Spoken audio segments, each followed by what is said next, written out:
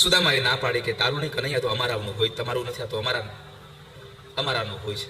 પણ ભગવાનને ખબર હતી. ભગવાને એક વાર, બે વાર માગ્યું, સુદામાએ ન આપ્યું. ભગવાને ત્રીજી વાર માગ્યું, સુદામાએ પોટલી ન આપી.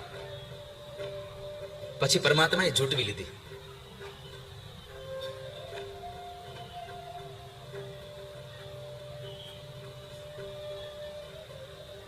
આ કથાનો સંદેશો કે પરમાત્માના કાર્યમાં તમે જો તમને આપેલી સંપત્તિ તમે નહીં વાપરો ને, તો જે સંપત્તિ પરમાત્માને આપતા આવડે છે એ એને લઈ લેતા આવડે છે. કારણ કે જે ચાવી તાળું બંધ કરી શકે એ જ ચાવી તાળું ખોલી શકે. એટલે કૃષ્ણને આપતા આવડે છે, અને તમને આપેલી સંપત્તિ તમે જો સારા માર્ગે નહીં વાપરો તો એને લઈ લેતા આવડે છે. ઘડીના છઠ્ઠા ભાગમાં લઈ લેશે, ખબર નહીં પડે. માખણમાંથી દોરો નીકળી જાય એમ તમારા હાથમાંથી સંપત્તિ વહી જશે.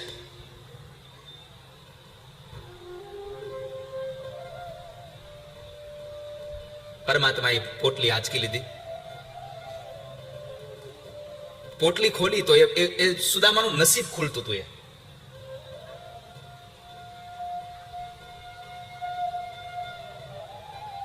પૌવા નીકળ્યા. પછી ભગવાને કીધું કે એલા, હજી તને એકલા એકલા ખાવાની ટેવ નથી ગયા? તને યાદ છે સુદામા, આપણે બે આશ્રમમાંથી જંગલમાં ગયા અને ત્યારે તો મારા ભાગના ડાળિયા ખાઈ ગયો હતો. ભગવાન વાતો યાદ કરાવે, સુદામા રડે છે. બંને જણા આ વાતોને યાદ કરી કરીને આનંદિત થઈ રહ્યા છે. હા પ્રભુ, મને યાદ છે. પણ મારે તમને એ કહેવું છે કે સુદામાને એવી ભૂખ નહોતી કે સુદામા કનૈયાના ભાગના ડાળિયા ખાઈ જાય. પણ હકીકત એ હતી કે જ્યારે ગુરુપત્નીએ એ ડાળિયા ભર્યા ત્યારે એમાં ગરીબાઈ હતી, દરિદ્રતા ભરી હતી. અને એ વાતની ખબર પડી સુદામાને કે આ ડાળિયા જે કોઈ ખાય એ ગરીબ થવાના છે. એટલે એને નક્કી કર્યું કે હું ગરીબ થાવ તો ભલે થાવ, પણ મારો મિત્ર કૃષ્ણ ગરીબ ન થવો જોઈએ. એટલે એના ભાગના ડાળિયા પોતે ખાઈ ગયા. આવી મિત્રતા હતી. એટલા માટે આજે ભાગવતની આ વ્યાસપીઠ આ પવિત્ર ભાવ સાથે સુદામાને યાદ કરે છે. મારો મિત્ર ગરીબ ન થવો જોઈએ, હું ભલે ગરીબ થાવ. કનૈયાની ગરીબાઈ પોતે લઈ લીધી. આમ કપાળમાં વાંચ્યું સુદામાના, લખ્યું તું શ્રી ક્ષય.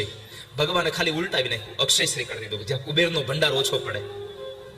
એક મુઠ્ઠી પૌવા ભગવાને ખાધા અને પોરબંદરમાં પરમાત્માએ સંપત્તિ આપી છે. પછી ભગવાનને બીજી મુઠ્ઠી પૌવા ખાતા રૂકમણીએ રોક્યા કે તમે ન ખાશો પ્રભુ હવે, કારણ સંપત્તિ ઐશ્વર્ય દેવા માટે તમારે બીજી મુઠ્ઠી પૌવા ખાવા પડે એ જરૂર જ નથી. કારણ કે તમારું મહાત્મ્ય જ એટલું છે, તમારું ઐશ્વર્ય જ એટલું છે.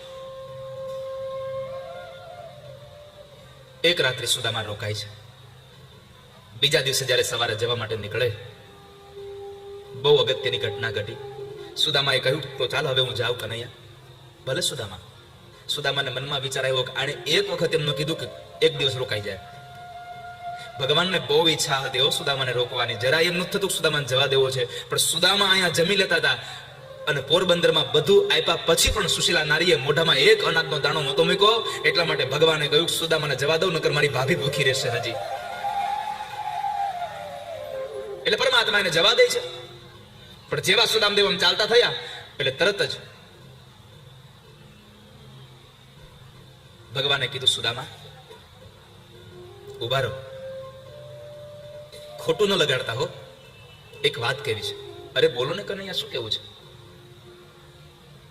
તો કહે છે તમે પીતાંબર પહેર્યું ને, એ પીતાંબર મારું છે. એ પીતાંબર તમે કાઢતા જાઓ અને તમારી પોતડી પહેરતા જાઓ. પીતાંબર કાઢી નાખો. અષ્ટપટરાણીઓને, દાઉદાદાને, આને બધાને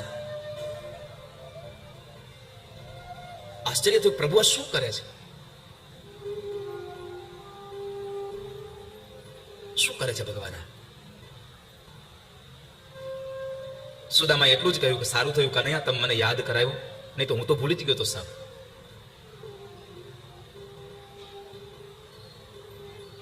સુદામાની જગ્યાએ તમે તમારી જાતને વિચારો ખાલી કે કૃષ્ણએ આપેલું, તમારા મિત્રએ તમને આપેલી એ પોતડી જો કઢાવી લે અને એની ઘરે નાખવાની તાણ ન હોય, એટલી બધી વસ્તુ હોય, છતાંય સંપત્તિ ક્યાં છે મૂકવી એના વિચાર થાય. આવું ઐશ્વર્ય હોય તમારી પાસેથી એક પીતાંબર ખાલી કઢવી લે, તમે શું વિચારો? ભગવાને આપ્યું છે બહુ, પણ લોભ નથી જતો આનથી. એક પિતાંબર ના આપ્યું. આવો આપણે વિચારો કરીએ. સુદામાએ એટલું જ કહ્યું કે સારું થયું કનૈયા તમે કીધું, બાકી નગર મારે તો મન આમાં રહેત તો મારે ભગવાનનું ભજન ભૂલાઈ જાય. સુદામાને ખબર હતી કે જો હું કનૈયાને કહું કે કનૈયા મને પિતાંબર આપને તો ના ન પાડે. પણ સુદામા કહે છે બે હાથને મારા ફેલાવું તો તારી ખુદાઈ દૂર નથી, પણ એ કનૈયા હું માગું અને તું મને આપ એ વાત મને મંજૂર નથી આ સંસારમાં. માગું તો તું હમણાં આપી દે મને, પણ માગું નહીં તારી પાસે. સુદામા જ્યારે પોતડી પહેરવા ગયા ને, દાઉ દાદાએ પૂછ્યું પ્રભુ શું કરો તમે? પોરબંદરમાં આટલું બધું આપ્યું, તમે અહીંયા આ પિતાંબર કઢવી લો છો?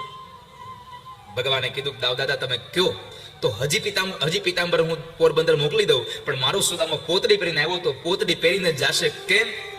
મારા સુદામાને અયાચક વ્રત છે કે હું કોઈની પાસે માગું નહીં. એ પોરબંદર થી પોતડી પહેરીને આવે ને દ્વારિકાથી પિતાંબર પહેરીને જાય ને તો ગામના લોકો તરત કહેશે કે આ દ્વારકાથી પિતાંબર માગી આવ્યો. અને મારા સુદામાને કોઈ માગણ કહે એ હવે કનૈયો ન સાંભળી શકે, ક્યારે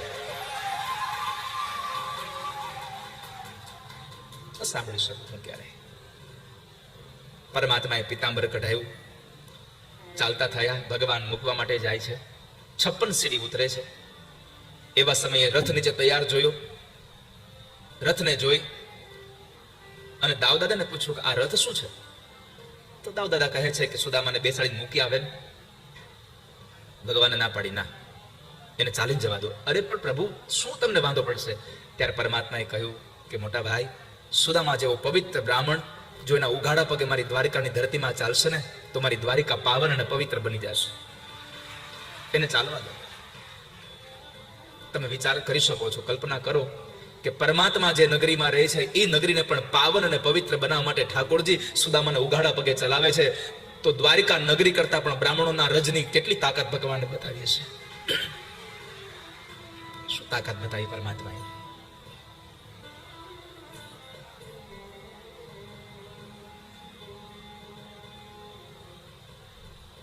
ભાગવતજીમાં લખ્યું છે કે જ્યારે પરમાત્માએ સુદામાના પગ ધોયા એ સમયે પરમાત્માએ સુદામાના પગ ધોયેલું પાણી લઈ અને પોતાના માથા પર છાંટ્યું છે. આટલું પવિત્ર છે. એ સુદામા નીકળીને આવે, પોરબંદરમાં આવ્યા, ઝૂંપડાના જગ્યાએ મહેલ જોયા, ગભરાઈ ગયા કે મારા છોકરા ક્યાં ગયા હશે. પણ ત્યાં તો છોકરાઓ હાથ પકડીને લઈ જાય પિતાજીને અને સુશીલા નારી 16 શણગાર સજીને આરતી ઉતારવા આવ્યા. આરતી પકડીને કીધું પેલા ઉભા રહો, આ બધું શું છે? કયો મને, આ બધું શું છે? સુશીલાએ કહ્યું પ્રભુ તમે દ્વારિકા ગયા હતા ને? હા. તો બસ તમે દ્વારિકા ગયા અને તમારા દ્વારિકા વાળા મિત્ર કૃષ્ણ આવી અને બધું આપી ગયા છે. અહીંયા આવીને કૃષ્ણ આવીને આપી ગયા શબ્દ સાંભળ્યા, સુદામાની આંખો રડી પડી અને એટલું જ બોલ્યા કે એ કનૈયા, દ્વારિકામાં પિતાંબર કઢવી લીધું અને પોરબંદરમાં આટલું બધું આપ્યું તે મને.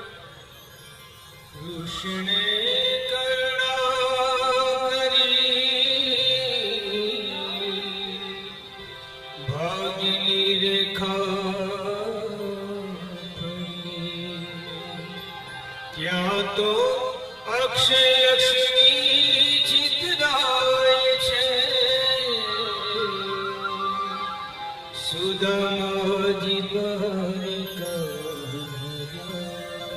સુદામા દ્વારિકાથી નીકળ્યા અને બધું એને મળ્યું. બાપ, આ કેવળ ને કેવળ સુદામાના નામનો પ્રભાવ હતો. સુદામાએ જે નામ રટણ કર્યું એના પ્રભાવે પરમાત્માએ આટલું ઐશ્વર્ય આપ્યું હતું.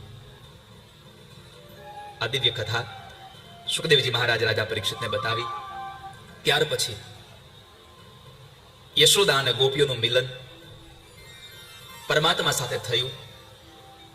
એ મિલનની કથા કુરુક્ષેત્રના મેદાનમાં ભગવાન વ્રજવાસીઓને પહેલી વાર સૂર્યગ્રહણના દિવસોમાં મળ્યા અને ત્યારે માં યશોદાના ખોળામાં બેસી ભગવાને કીધું માં, તમારે જે જોઈતું તે માગી લો મારી પાસે, તમારે જે જોઈતું તે માગી લો.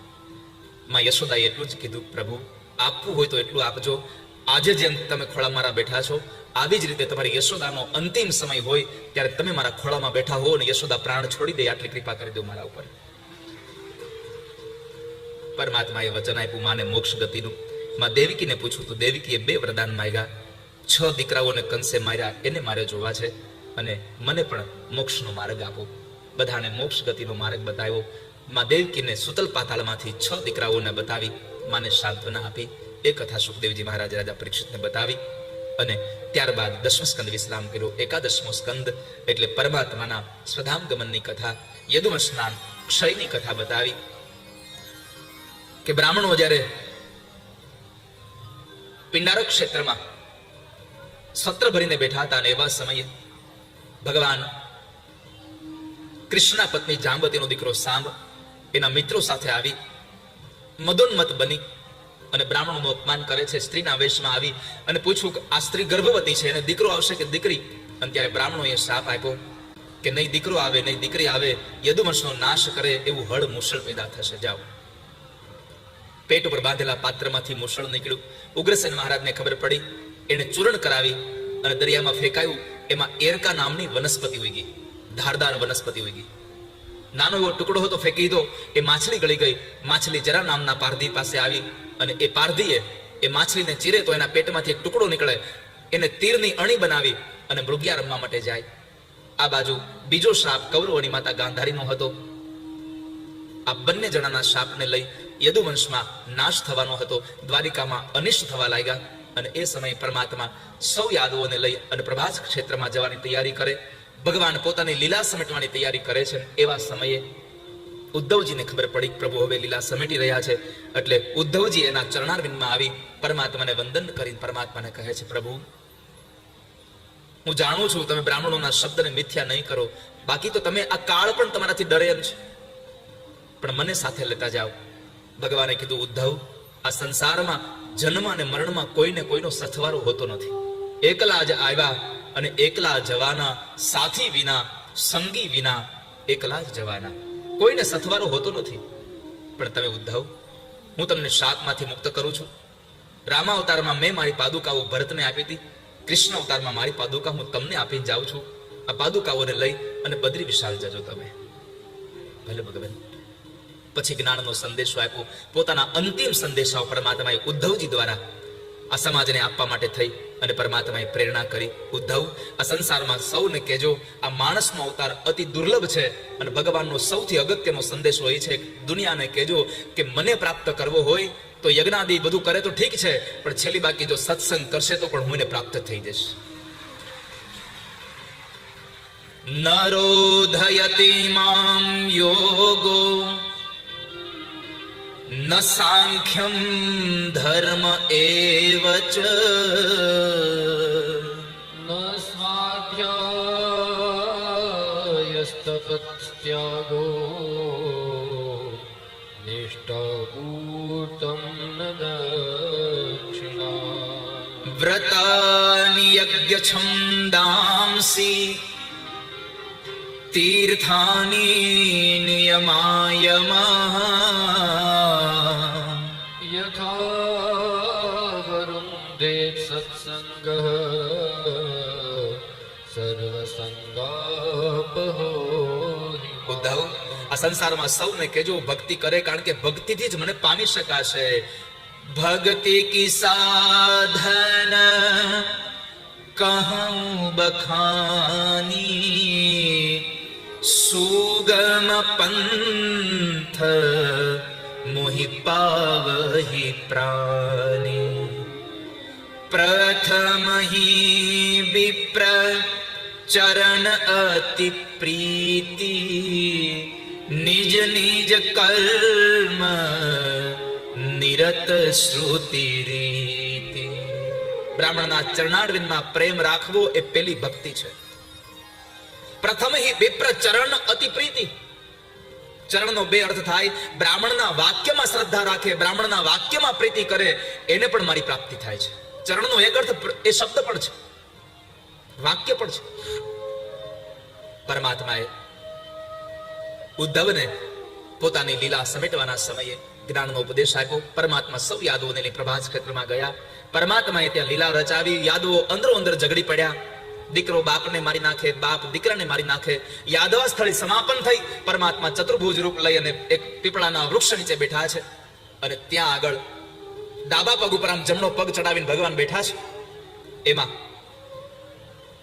જરા નામના પારધીએ હિરણની નદીના સામે કિનારેથી એક શબ્દવેધી બાણ માર્યું. ભગવાનના પગમાં લાગે છે. અને એ સમયે પારધી પોતાના શિકારને લેવા દોડતો દોડતો આવ્યો તો શિકારના બદલે સ્વયં પરમાત્મા હતા. પરમાત્માના ચરણારવિંદમાં ઢળી પડ્યો, પ્રભુ મને માફ કરી દો.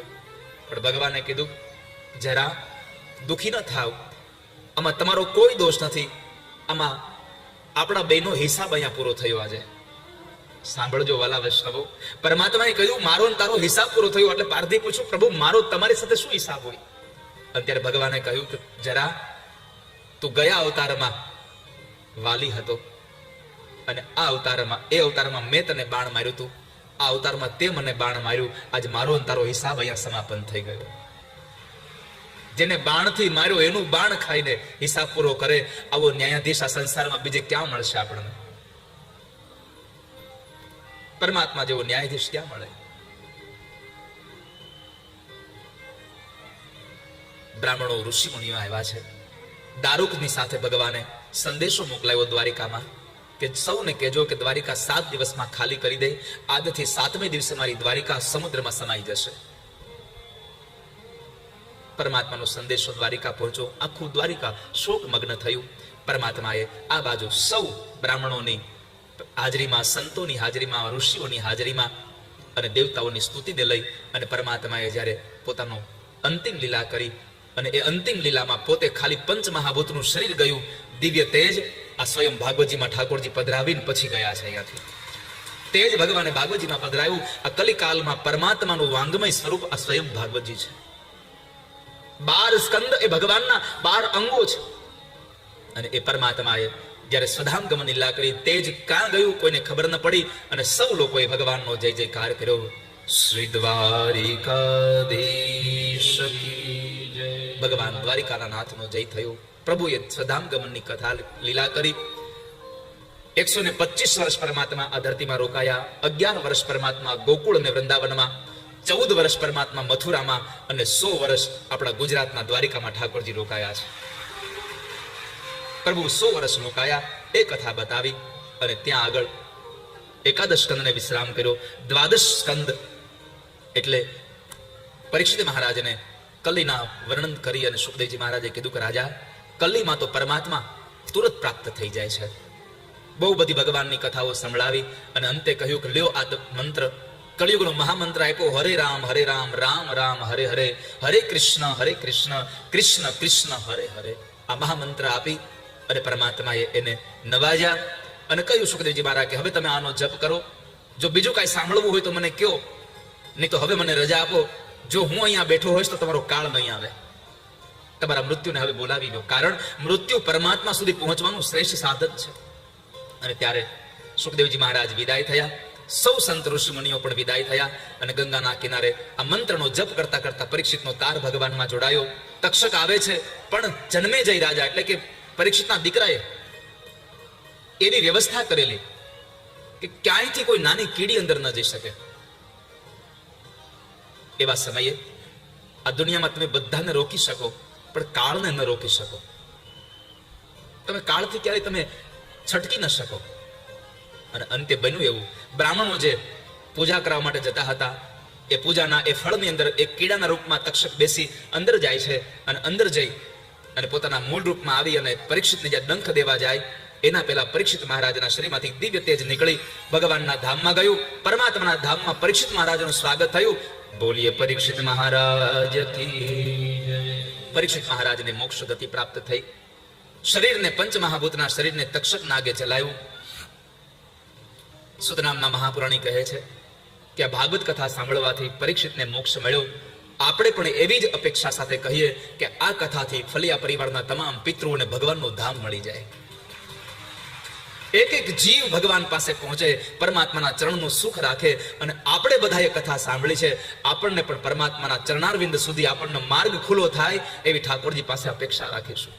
પ્રભુ પાસે આપણે પ્રાર્થના કરીશું. સુત નામના મહાપુરાણી 88,000 ઋષિ મુનિઓને કથાનો વિશ્રામ કરે. સુખદેવજી મહારાજે ગંગા કિનારે વિશ્રામ કર્યો. સુત નામના મહાપુરાણી કથાને વિશ્રામ નૈમિષારણ્યમાં કરે છે અને હું મારી કથાને જામનગરમાં વિશ્રામ કરું, ફલિયા પરિવારના આંગણે. એ સમયે પરમાત્મા ઠાકોરજીના ચરણોમાં ભગવાન કૃષ્ણને, ભગવાન વ્યાસને, ભગવાન સુખદેવને પ્રણામ કર્યા. આ સૌને પ્રણામ કરી અને પ્રાર્થના છેલ્લી, ભવે ભવે યથા ભક્તિ પાદયોસ્તવ જાયતે તથા ગુરુષ્વ દેશ નાથસ્ત્વં નો યતઃ પ્રભો. ભગવાનને પ્રાર્થના કરજો વાલા વૈષ્ણવો, હે નાથ બીજું કઈ થાય કે ન થાય પણ અમને એટલી કૃપા કરજો કે જેટલા જન્મ આપવા હોય એટલા આપજો, પણ બધા જ જન્મમાં અમારું મન તમારા ચરણમાં લાગેલું રહે ને એટલી કૃપા કરજો, બીજું કશું ન કરો તો કઈ નહીં. ભવે ભવે યથા ભક્તિ. અને છેલ્લો 18,000મો શ્લોક ભગવાન ભાગવતજીનો, નામ સંકીર્તનમ યસ્ય સર્વ પાપ પ્રણાશનમ પ્રણામો દુઃખ શમન સ્તમ નમામિ હરિમ પરમ. તમ નમામિ હરિ પરમ. ભગવાનને કહીએ, પ્રભુ જે યોનિમાં જન્મ આપો એ યોનિમાં જીભ ઉપર તમારું નામ આપજો બસ, કારણ કે તમારા નામથી બધા પાપ બળી જાય છે. નામ સંકીર્તનમ યસ્ય સર્વ પાપ પ્રણાશનમ. બધા જ પાપો બળી જાય છે.